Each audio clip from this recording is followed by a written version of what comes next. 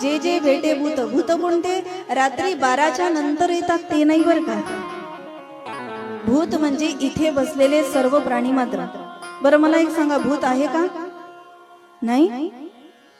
भूत नाही असं म्हणणारे कोण आहे? त्यांनी हात वरती करा. बरं, भूत आहे असं कोणाला वाटतं त्यांनी हात वरती करा. तुम्ही कोणत्याच पार्टीत नाही वाटतं. अपक्ष उमेदवार आहात का तुम्ही?